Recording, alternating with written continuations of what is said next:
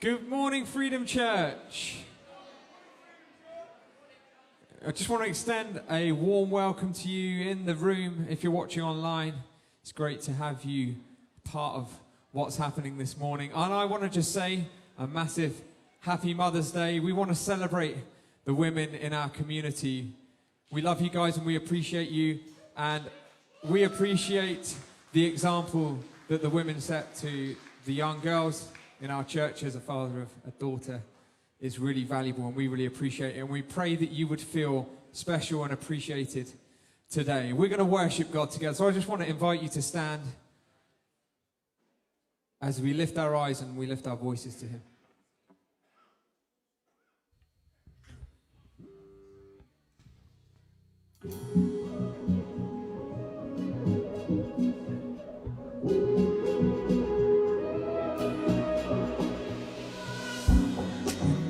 Falling, when fear is coming, still you're calling me.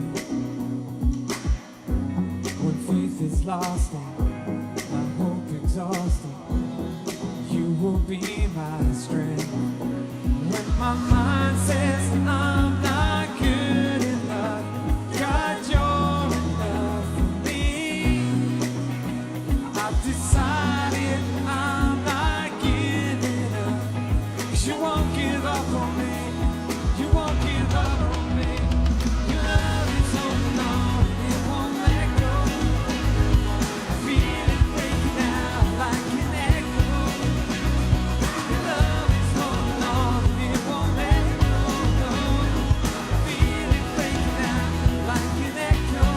Echo in my soul.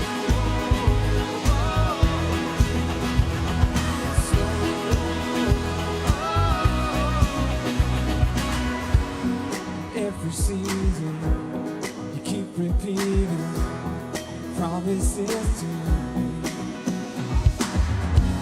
No, there's no stopping what you have started till it is complete. When my mind says I'm not good enough, God, you're enough for me. I've decided I'm not giving up. You won't give up on me. You won't give up on me.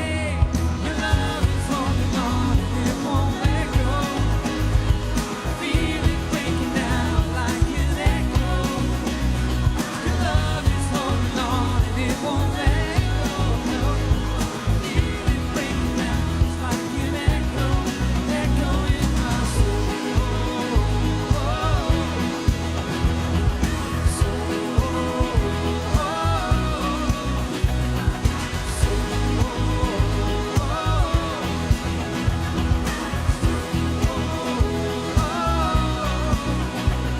My mind says I'm not good enough. God, you're enough for me. I've decided I'm not giving up. You won't give up on me. You won't give up on me. Your love is holding on and it won't let go. I feel it breaking out like an echo. Your love is holding on and it won't let go. I feel it breaking out, breaking out. Your love is holding on and it won't let go. I feel it breaking out like an echo. Your love is holding on and it won't let go. I feel it breaking out just like an echo. An echo in my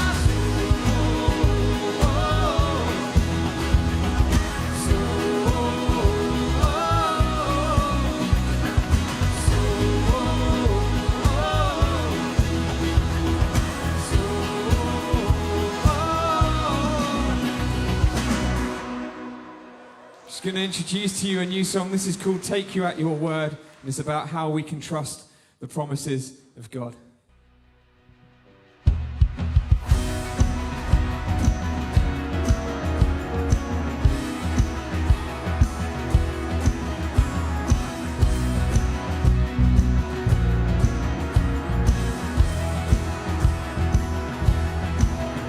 Your word is a lamp unto my feet. Your way is the only way for me.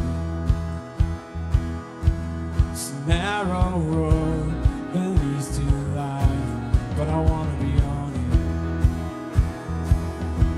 It's a narrow road, but the mercy's wide, 'cause you're good and you promise.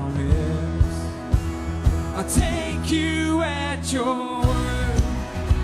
If you said it, I'll believe it. I've seen how good it works. If you started, you'll complete it. I'll take you at your word.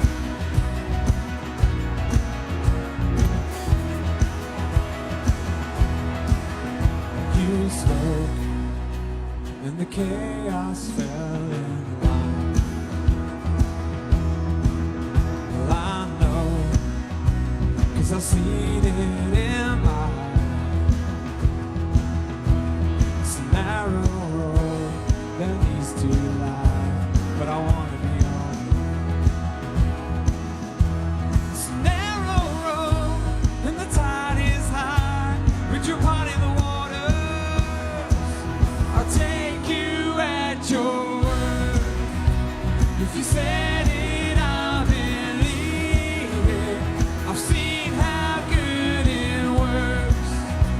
If you started, you'll complete it. I'll take you at your word. If you said it, I'll believe it. I've seen how good it works. If you started, you'll complete it. I'll take you at your word.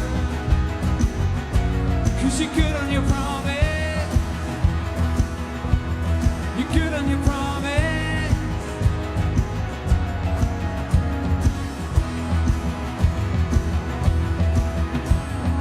You said your love will never give up. You said your grace is always enough. You said your heart will never forget or forsake me. You said I'm safe, you call me yours. You said my future's full of your hope. You've never failed, so I know that you'll never fail me. You said your love will never give up. You said your grace is always enough. You said your heart will never forget or forsake me.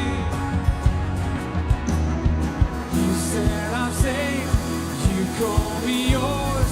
You said my future's full of your hope. You've never failed, so I know that you'll never fail me. I'll take you at your word. If you said it, I'll believe it. I've seen how good it works. If you started, you'll complete it. I'll take you at your word. If you said it, I'll believe it. I've seen how good it works. If you started, you'll complete it. Take you at your word. 'Cause you're good on your promise. I know.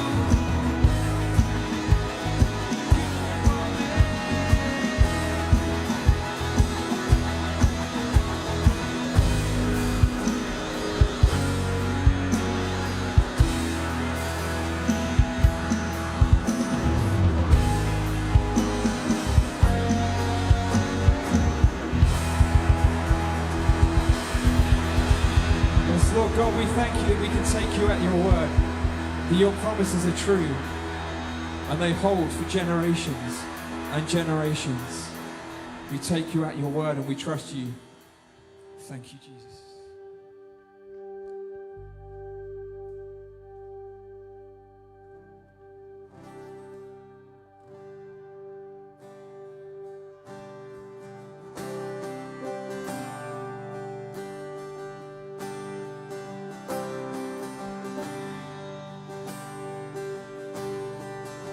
I'll search the world,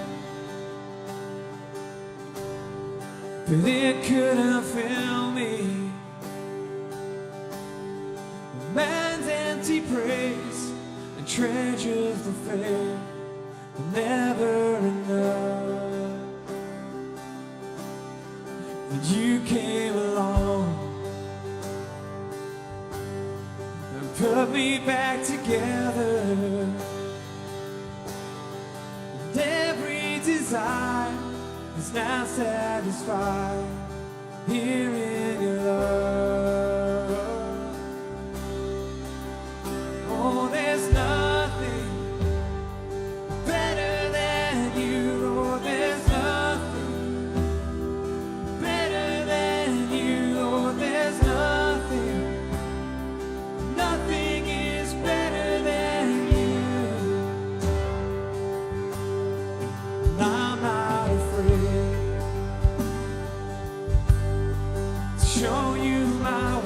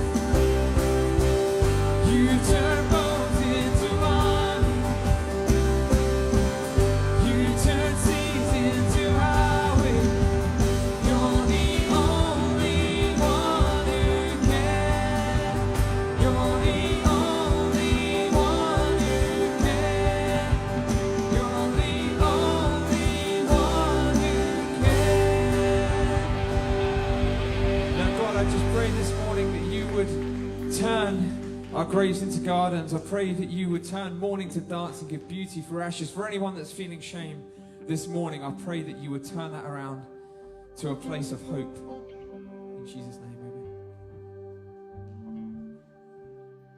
Amazing. Good morning, everyone. How are you? You having a great morning? It's wonderful to see you. Great. Take a seat. How blessed are we this morning with our worship? Yeah. And he really is the only one that we can't deny. So thank you, John, and thank you, team. Hello, my name is Elk, and it's my privilege to welcome you all here this morning, whether you are in the room or you're watching online. We just want to give you a big welcome, and we just really believe that you are going to have a really blessed morning this morning. And if you are new, then this service is our gift to you. And we are believing that you're really going to find your place here. And you're really going to find your community and a group of people that really just love you and want to walk alongside you in your journey as you get to know Christ and as you follow him in your everyday life. If you are new here, actually, in fact, we are having our newcomers welcome lunch on April the 2nd. And so this is going to be a great opportunity for you to come along and to meet some of our team, to ask some of your questions, to eat some yummy food, and to find out what we do from Monday to Sunday, because we get up to a lot here at Freedom Church. We've got our fingers in lots of pies. We are not just doing things within our community, but we are also reaching out to the broader community to ensure that we're a part of flourishing our Jersey. So come along, we want you to sign up. Now, if you are new, that also might mean that we may not have your contact details. And if we don't have your contact details, how are you going to get your invitation to come along to lunch? That's really important. So at the end of the service today, we want to invite you to come up to the information desk and fill out one of our contact cards, and we will be able to send you an invitation in your emails to come along to our luncheon. So many things on the calendar. So I don't know about you, but are you excited about next Friday? I know I'm really excited about next Friday. There's been a really big build-up. Next Friday, here in the auditorium, is our filling station event. And it's going to be starting at 7 p.m. and we're going to be having an extended time of worship and of prayer.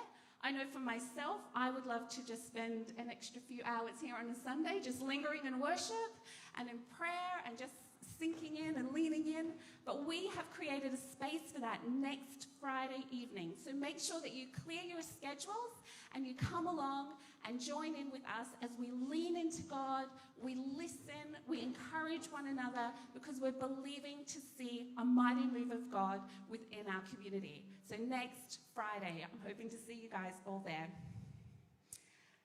Oh, I don't know about you, but the weather this morning, amazing, right?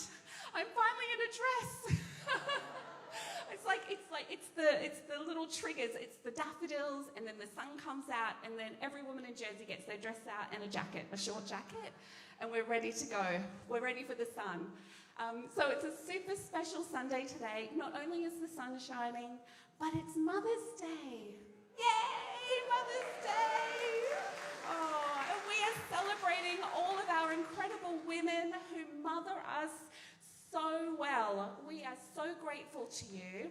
And we have a very special gift to give to you, a little gift of appreciation. If you are a mama in the house, and you have little ones, or you are with somebody who mothers you really well, somebody who just takes time for you, who spends time in prayer for you, who listens, the ones who work hard, provide for us, protect us, train us, teach us, clean up after us, all of the women in the house this morning, we would like to give you a small gift, a token of our appreciation. I think the young people have got them here. Raise your hand if you're a mother in the house. I know you're here. I know because you're up early like me. You've been up since dawn. And and you've been eating overcooked toast and cold coffee. I know that's what I've been doing, but I've loved it. Oh, now put your hands up, all the ladies in the house. We'd like to bless you this morning.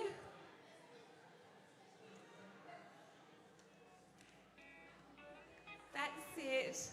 We've got the young ones coming around.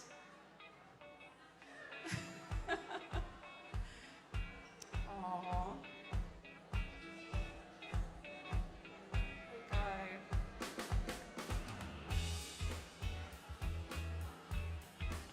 Lots of hands giving out, little hands.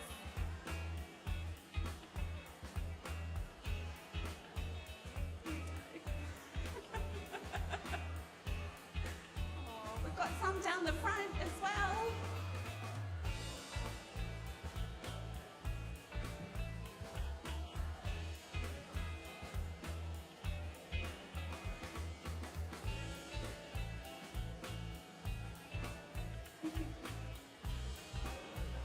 I think you've got a sweet poster there.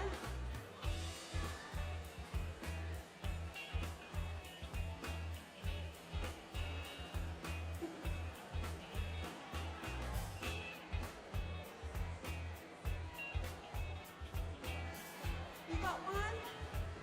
I think you've got some coming on this side, girls.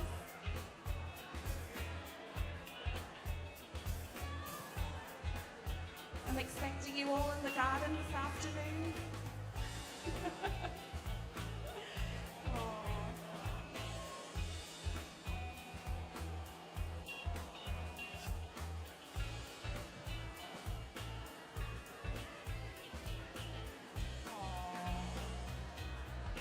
Some pretty, oh, thanks, Steve.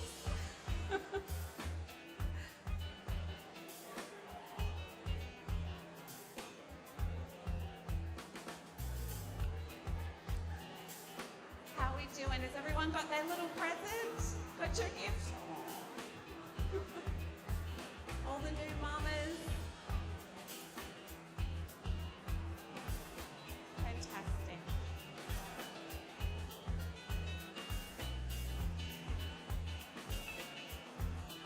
Raise your hand if you've not got your gift. Raise your hand if your friend has been too shy to raise their hand so they don't miss out. There's enough for everybody. Wonderful. Wonderful. All right.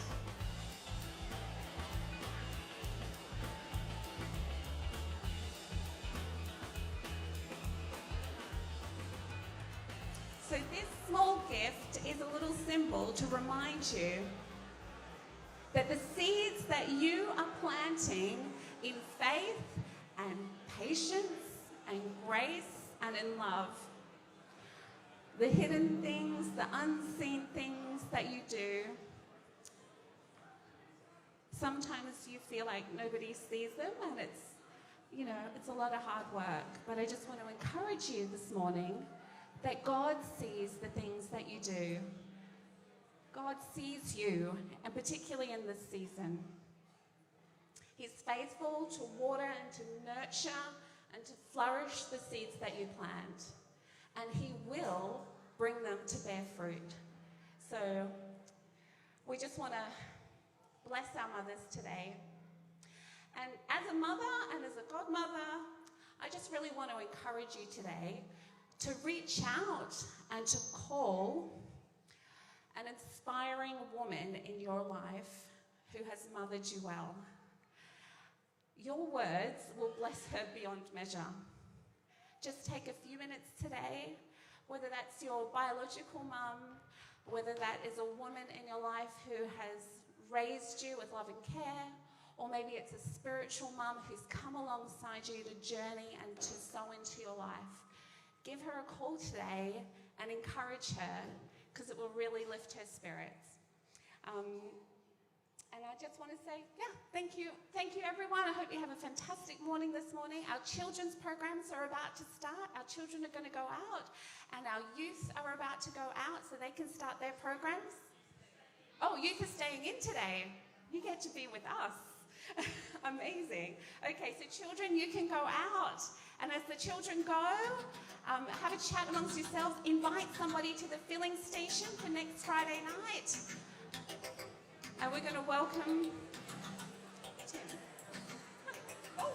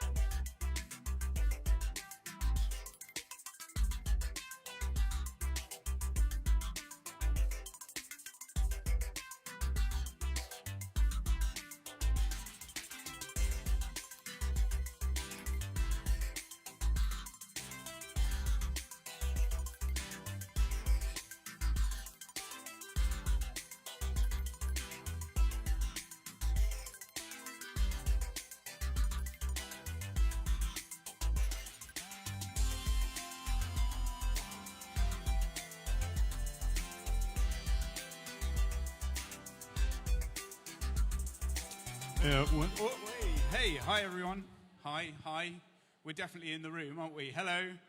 Okay, we're going to play a little game. And all at the same time, I want you to shout out the name of Moses' mum. Are you ready? Did I hear anyone say it? Jochebed! We have a winner. The name of Moses' mum was Jochebed. Can I just say, when you're speaking like this, and we're covering vast chunks of story in this, we're in this series at the moment where we're looking at the 5-act play of the Bible, the 5-act narrative. And so when we're speaking, we're sort of covering vast areas of territory. And sometimes when you're speaking, your mind plays tricks on you. And this morning I'm like, who's Moses' mum? Is it Miriam? Is it Aaron? You know, and I'm going through it in my head and one of the things is you think as you're speaking, you're going to forget details and people are going to be like, no, that's not right. And because you're covering all this ground. But so that you remember, Jochebed, the mother of Moses, and what a mother she was. In an environment, today we're talking about Moses, and in an environment where she was facing the most evil character in the Bible so far. The guy who thought it was a good plan to throw baby boys into the Nile to drown. He thought that was the good plan. He was evil. And she responded by obeying the rules and putting Moses in what we now call a Moses basket and covering it in pitch and sending it down the river, and it ending up in Pharaoh's household. Now, we're going to cover some ground today. But before we start talking about Moses in the continuity of this 5-act play, let me remind you, the 5 acts are creation, fall, Israel, Jesus, and the church. They're the 5 divisions that we've made. Now, you might notice as you look at it that Act 1 and Act 2 are like 3 chapters. And then the fall sort of continues on to chapter 11 of Genesis. And then we see the beginning, really, of Israel as God promises Abraham, I will bless you. I will make you a great nation. You will be a blessing to all the families on earth in chapter 11 and 15 and 17. And Abraham becomes the seed of the blessing of God's chosen people. Now, that's where we are. We're in this play, and now we're talking about Moses, who's obviously a descendant of Abraham, Isaac, and Jacob. And following Joseph, who found favor in the land of Egypt. Do you remember the story of Joseph and his particularly spectacular coat? That's not what it's called in the scripture. But do you remember the favor he found as he interpreted the dreams of Potiphar and found favor in the land of Egypt? And God gave him favor for a time of famine. And actually the Israelites found asylum. They found a place of safety and security in the land of Egypt. And before I go on and say anything else, I just want to make an observation. Because after 400 years, it turned not from a place of security, but it turned from a place of security into a place of slavery. How often in our lives do we find comfort in something that feels like a safe place to live, and as we go on living there, it actually becomes a place of slavery in the territory of the enemy? Maybe it's a relationship. Maybe it's an addiction. Maybe it's a choice to pursue something in life primarily above God. And at a place of security in the enemy's territory can so easily then become a place of slavery.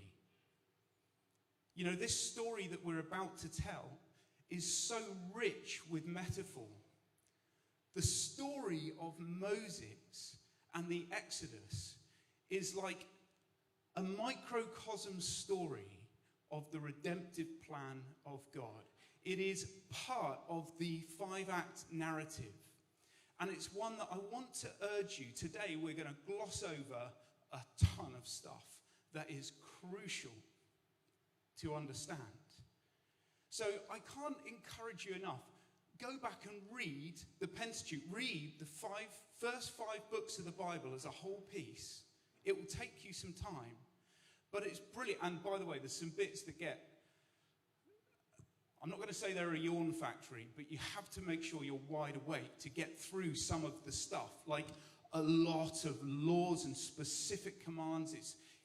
But it gives us the picture, the big picture of God's redemptive plan for people, you and me, who are caught in slavery, but he wants to bring to a place of presence and freedom.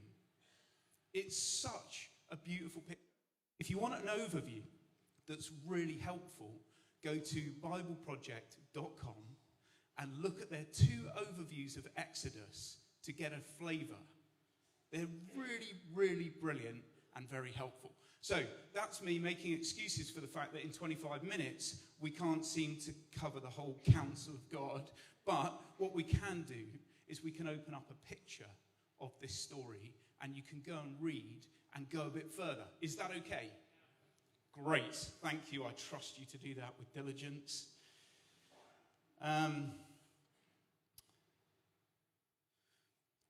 You know, at the beginning of the book of Exodus, we're given this line in Exodus 1, verse 7, that ties us into this 5-act narrative, in case you think I'm making it up.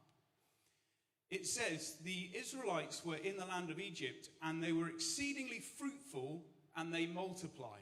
Now, where have you heard that phrase before? Which act? Act 1. What was the command of God? Be fruitful and multiply. We're drawn straight into this big picture.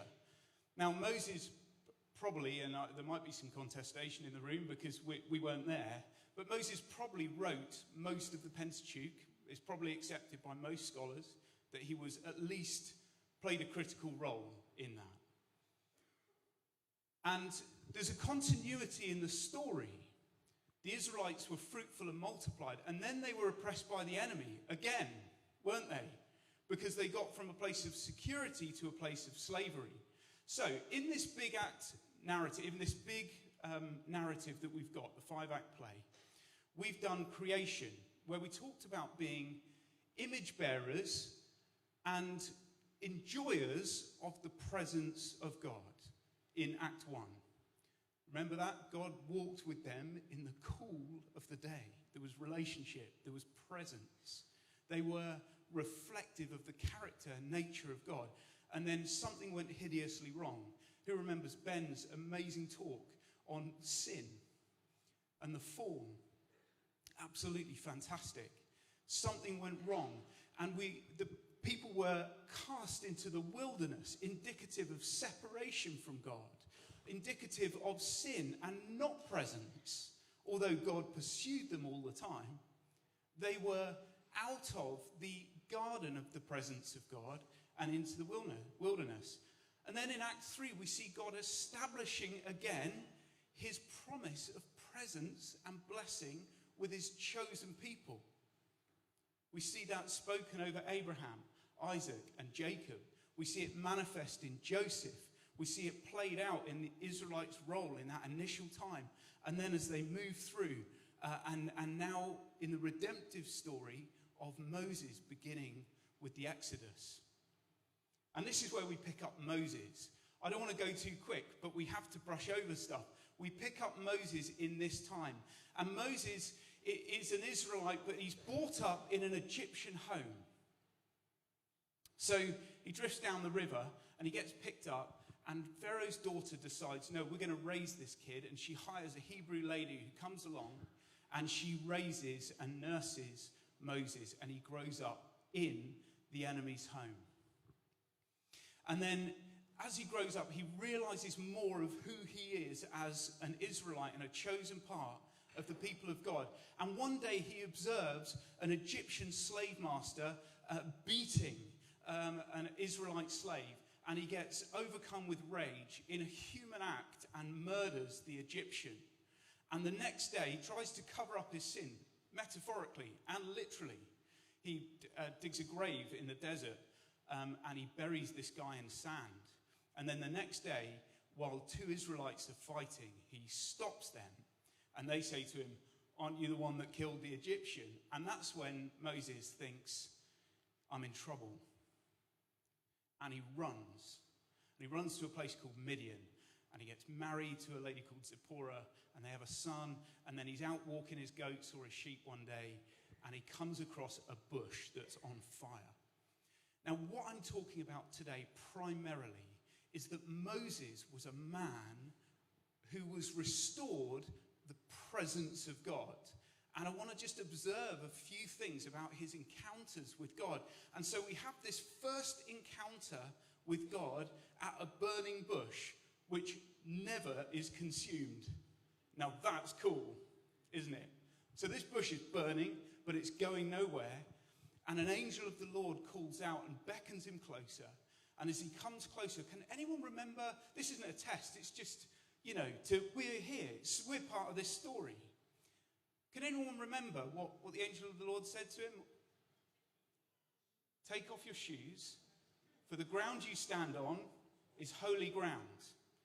I want to start by saying this. Wherever the presence of God is holy ground. Is holy ground. Take off your shoes. The place you're standing is holy ground.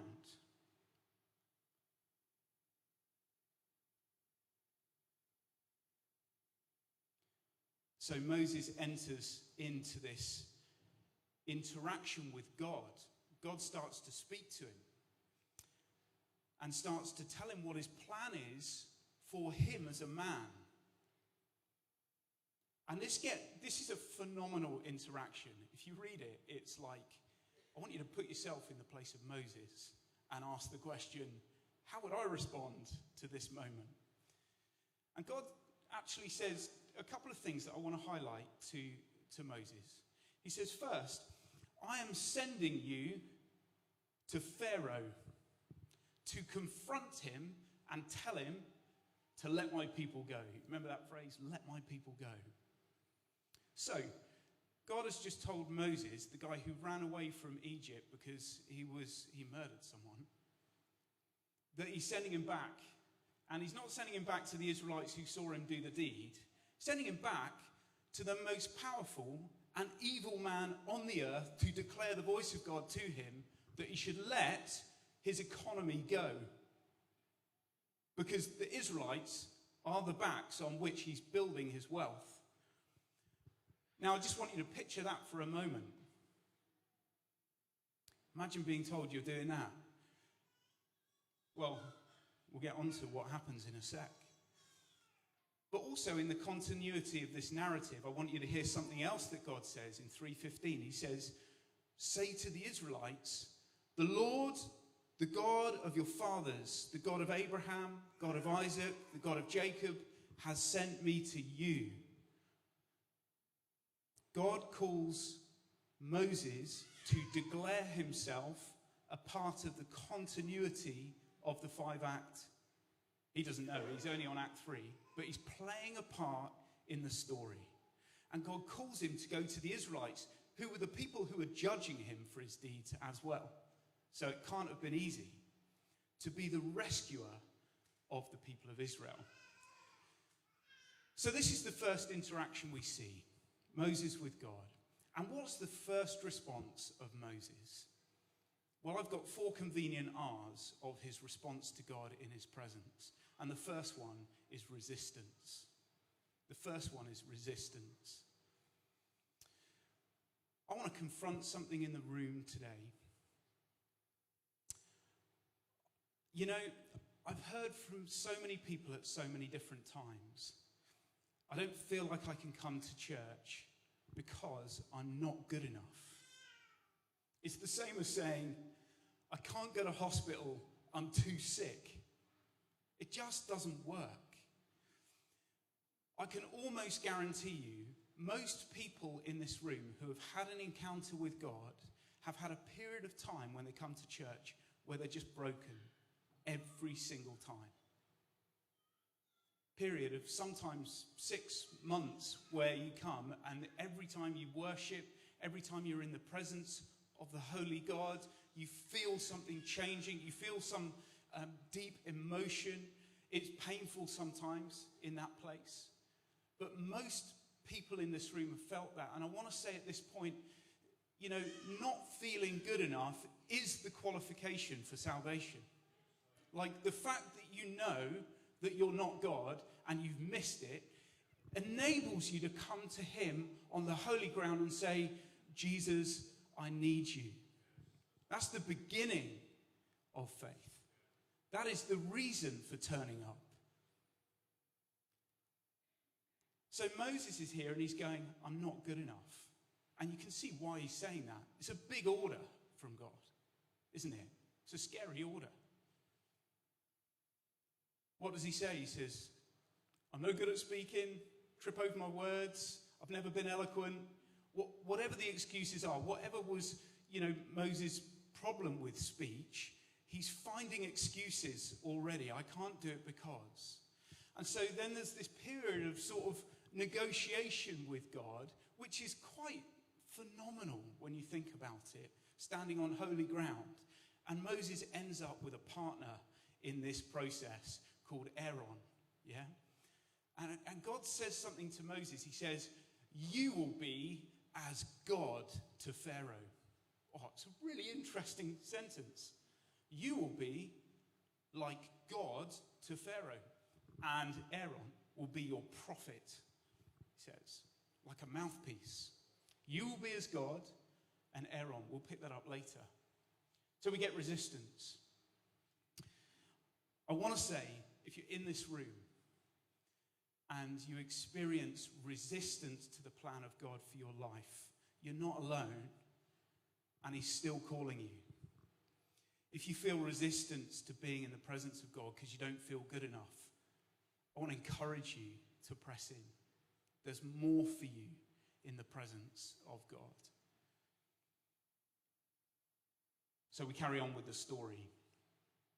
And Moses goes to Pharaoh with God's requests. And God has basically equipped him with some tricks.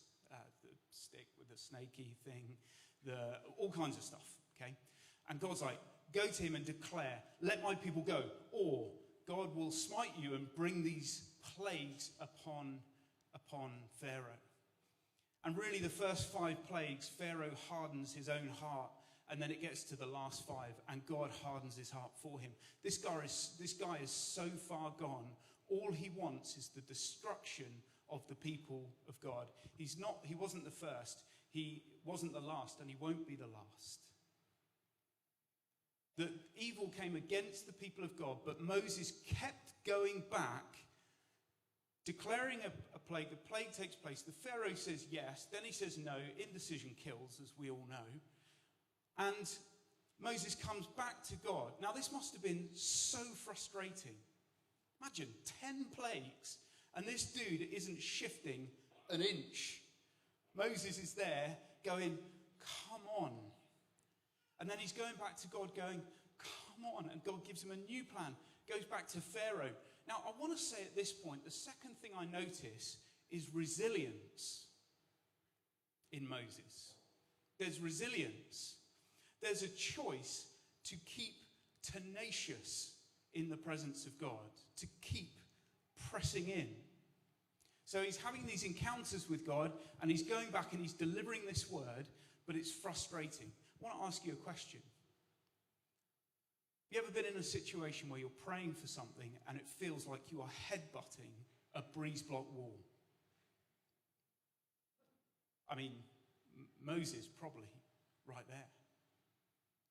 Where you feel like you're getting nowhere, or like, God, please, will you move in this? And it's been 20 years, and you're praying for a person or a situation, and you're praying for breakthrough, and you feel like you're just stuck in this place. But there's tenacity in the presence of God. He will give you what you need to keep pressing in. And sometimes, and we'll get onto this in a sec, but sometimes, you get to a point where you just don't think you've got anything left. And my belief is that if we're tenacious in the presence of God, he gives us what we need for the next step. And can I say that as a man of experience. Okay? No detail, because you don't need it. But I say it as a man of experience. There are things I'm praying for that I'm still praying for. That I'm still praying for. And that's okay. But I'm trusting that God gives me what I need for the next step. Does anyone hear me and have an amen? Amen. Great. Well, let's get Pentecostal on this thing. We've got this event at the end of the week on Friday, this coming Friday, Filling Station. And that's about creating time to press into the presence of God, regardless of how you feel. Just press in. By the way, bring a blanket if you want. We won't have a carpet, so you can enjoy it. If you want to sit on a beanbag, that's okay as well. You bring whatever you like. We are looking forward to being in the presence of God together, to press in to what he has for this journey. So we're back to the story. And eventually, the final plague is about the passing over of the angel of death and the taking of the lives of all the firstborn.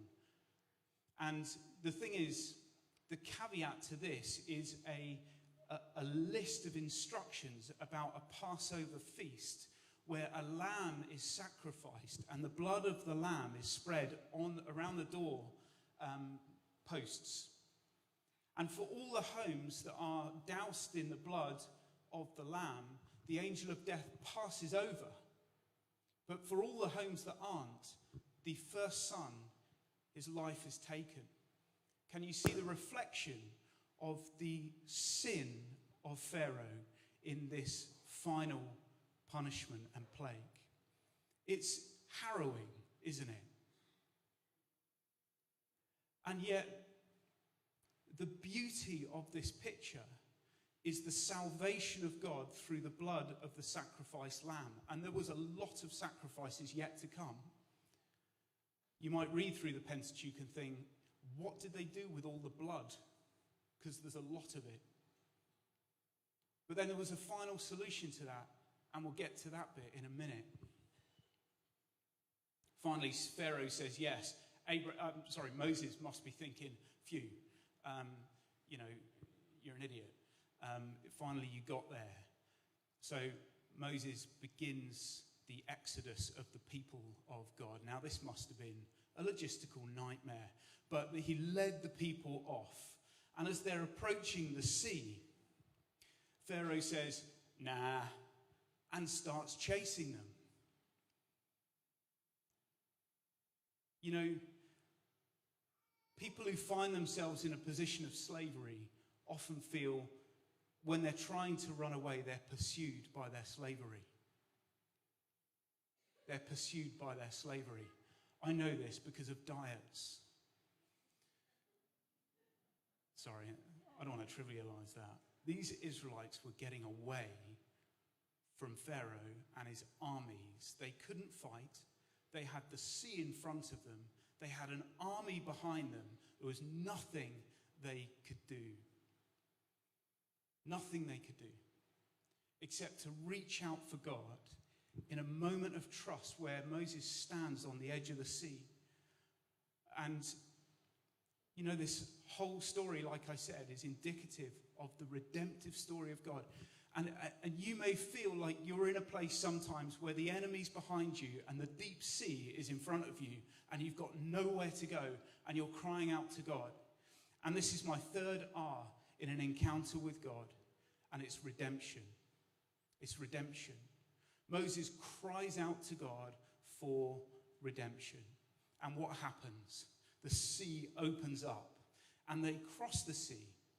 And their enemy pursues them and is drowned in the sea. This is incredible because it paints a picture of everything Jesus does. But we'll get to that bit in a minute.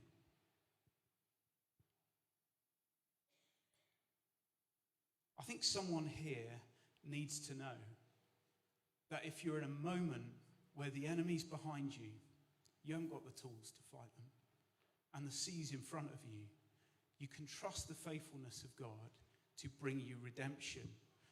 Sometimes it doesn't come as quickly or look like what you think it should. But I can tell you, he's faithful to bring you redemption. And you shouldn't despise the journey. Without this journey for the Israelites, we wouldn't have this story as our foundation. This story of the goodness of God and his presence restored to his people. I hope I'm not losing you. Chapter 15 of Exodus, there's a song, a big long song. Some call it the Song of the Sea, which I love to think of it as, because I love the sea. But it's all about some mega themes. And those mega themes are God defeats evil.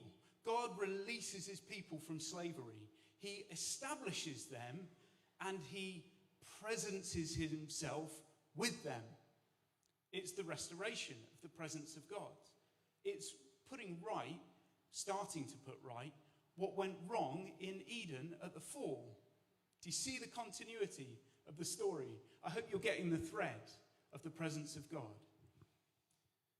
At the end of that song, it says this: you will bring them in and you'll plant them on the mountain of your inheritance, the place, Lord, that you've made for your dwelling, the sanctuary, Lord, that your hands established. Maybe you need redemption today. Maybe you need a moment where you experience the presence of God redeeming you from what you're being chased by and chased through, and to see your enemy vanquished. The fourth R is played out in the next bit of the story. Now, the Israelites were poor on their diet. Moses got to this moment at Sinai where God was establishing a covenant between his people and him. And the rules or the boundaries of that covenant were becoming clear, written on tablets of stone. And even in the process of starting the diet, they filled their fridge with cream cakes, metaphorically. They built a golden calf whilst God was calling them to purity and sole focus on him as the only God. Commanded them not to build idols. And as Moses is talking about the development of this covenant, the people are rebelling already.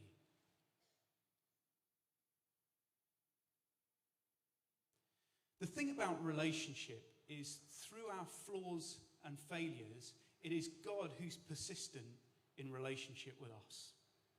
Isn't that the truth? I mean, any Christian in here who's got an experience of God will say, actually, it's God who's faithful and not me. And if you don't say that, then there's some humility to come at some point. It is God who's faithful. And so the Israelites were not faithful. And Moses goes through all kinds of processes to restore the presence of God in building the tabernacle, for instance, which we're going to completely gloss over, but is an incredible picture of not just the holiness of God, but his chosen dwelling place amongst the people of God. It's a beautiful picture of worship and community, and all the laws are based on helping people live together in the presence of a holy God. And the law failed in that task, or at least people failed to keep the law. And so it wasn't good enough. It wasn't the end point of God presencing himself among the people. But this relationship with Moses that God had was the source of blessing for the people. Have you noticed that? It was consistent. There was like the cloud of the presence of God with Moses. There was him meeting God on the mountain. He was an intercessor. He stood in the gap, didn't he? Saying, God, I know they're being idiots, but don't kill them. Let's work on this. You know, he had this amazing relationship with God. He said that when he came down from the mountain, he was glowing like one of those glowworms. Do you remember the glowworms? You squeeze them in their face. He was glowing with the radiance and the glory of God. That's what Moses' relationship was like with God. And when it said he had to veil his face when he'd been in the presence of God, because he was radiant with God's glory. He had a relationship with God. In the area of relationship, I want to say this to you. There is nothing in this world that substitutes a day-to-day relationship with God. And in some ways, it's like eating your shreddies in the morning. Sometimes they taste amazing and you can't wait to eat them. Other days, they're just shreddies and it feels like you're just eating breakfast. A day-to-day relationship with God will be a source of life and blessing to you and everyone around you. And there's no replacement for it. Moses was linked entirely with the presence of God, and he still didn't get stuff right all the time. He says this, he says, if your presence does not go with us, do not send us up from here. How will anyone know that you're pleased with me and your people unless you go with us? What else will distinguish us and your people from all the other people on the face of the earth? Now that is an incredible testimony of relationship with God. Has anyone ever met someone who's been utterly distinguished by their connection with and presence, relationship of God? Like you've met someone, you think this person's got a relationship with God and they're radiant because of it. Anyone ever met anyone like that? I've met people like that.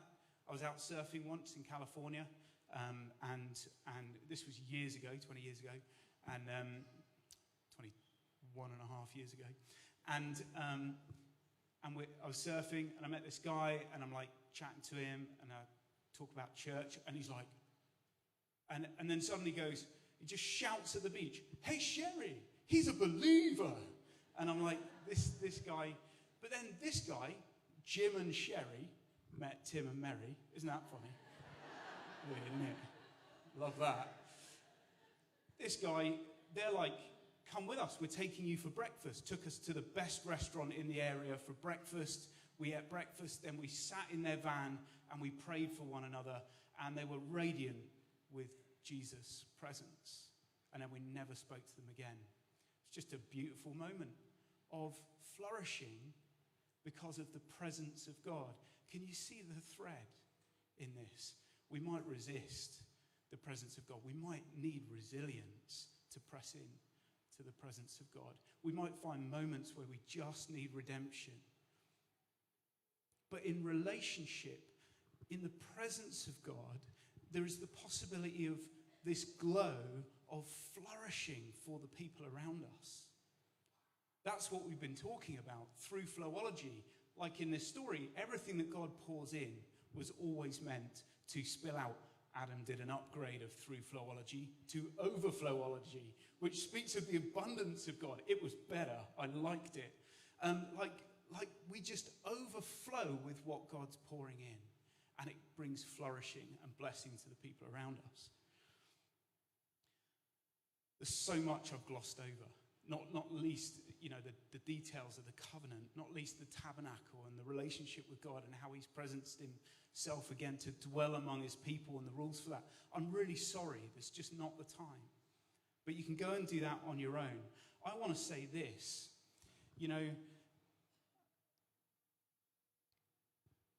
The whole story of Moses is about salvation. He's saving the people because of the presence of God from slavery and back into a place of restored presence with God. That is still the story, but now it's way better. Okay? The story didn't stay in Act 3. In fact, Paul references this in 2 Corinthians 3. And he says this. He said, "For what was glorious," so he's talking about this story of Moses and the veiled face. And he says, "What was glorious has no glory now." How much glory? None. Do not run back to law, people. We have Jesus. For what was glorious has no glory now in comparison to the surpassing glory. And if what was transitory came with glory, how much greater is the glory that lasts basically forever? You see, that whole restoration of the presence of God was about visitation. The presence of God in a place, meeting with people, and sometimes it was withdrawn and then it was put back. And the whole tabernacle, the tent that was built, was about God having a dwelling place at the center of their community. Now, because of Jesus being the Passover lamb, whose blood is shed for us, means that we can be in the presence of God, but the presence of God is in us. That's why this building is not a tabernacle, it's not a temple, it's not even a sanctuary. You are the tabernacle. You are the temple. You are the sanctuary. You are a walking house for God. Jesus said he will make his home with us. The presence of God is not something you invite, it's something that's in you. It's so much better. You can't get away from it. You're right in the presence of God all the time. There's no doubt there are moments also of tangible presence. Often when we gather or when we're worshipping, it's like God is enthroned on the praise of his people. But right now, you are a brick in the house. You're a living stone. You've been born of imperishable seed. It says this in Hebrews. It says that for by one sacrifice, he has made perfect forever those who are being sanctified. What does that mean? It means the work is finished. Jesus is in you. His presence is here. Anything that you need in the presence of God is with you and in you. If you're 11 years old and you're in a toilet at your school crying because you're hurt and you want to call out for the presence of God, you want to call out for God, he is with you in that toilet. Do you hear me? It's so much better. You're not begging God for a visitation. He has made his home with you because of Jesus being the final sacrifice. No need for sacrifice anymore. He's the final sacrifice. The Passover lamb, whose blood is sufficient to give you permanent presence. So the 5-act, the presence of God with the people in the garden. The people mess it up. The presence is removed to some extent, but God pursues them. He then, through the Exodus, restores his presence to the people. It doesn't work because people are rubbish. And then we have the act where Jesus restores the presence of God to people permanently, because not of the people, because of him. Because of him and what he's done. Which is why when you come broken, you come to a place where Jesus says, come to me broken. Come to me, all you who are weary.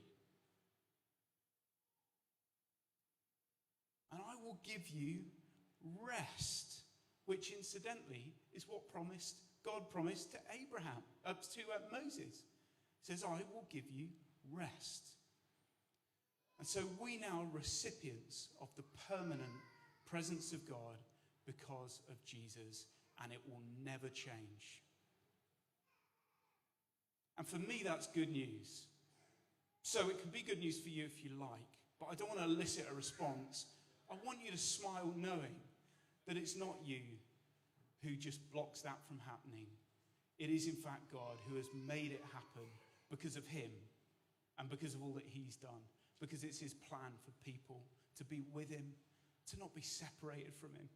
But be aware that the ground on which you stand is holy ground.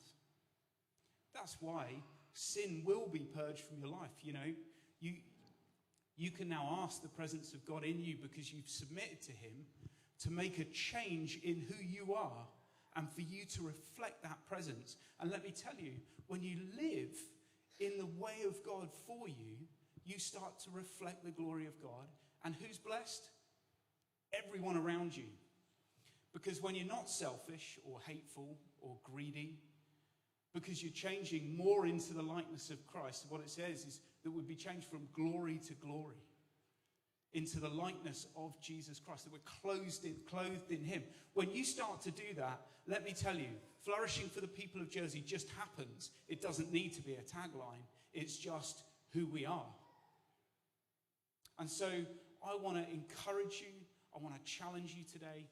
If you're in that place where you're resistant to God's plan, we've got a team who are ready to pray with you.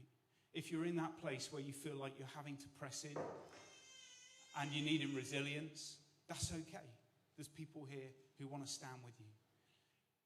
If you're in that place where you just need redemption, there's people who want to stand with you.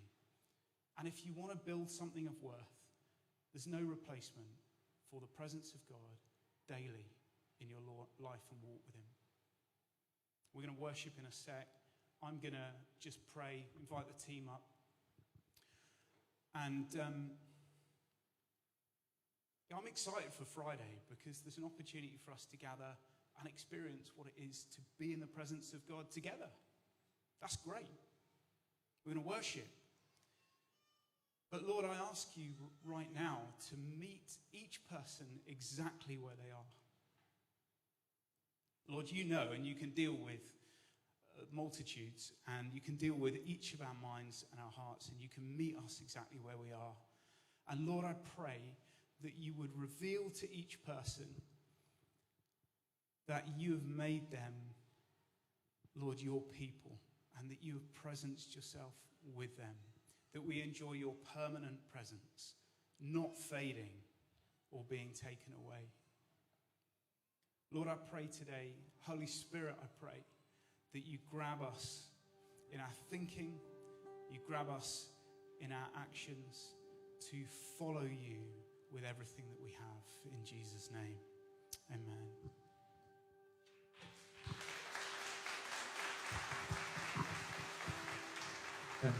Amen. That's awesome, Tim. Thank you so much.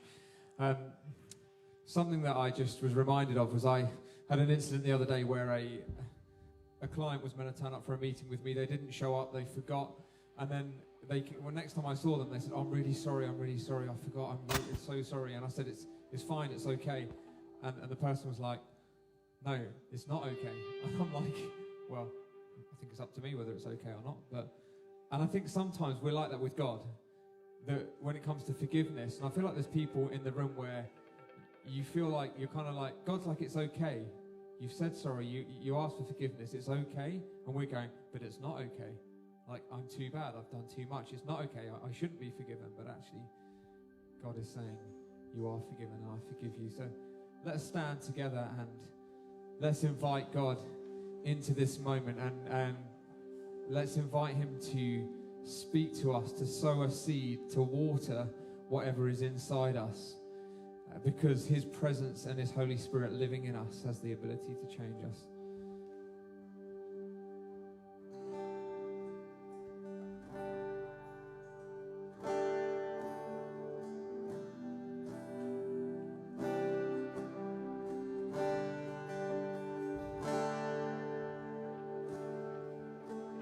Spirit sound, rushing wind, fire of God, fall within.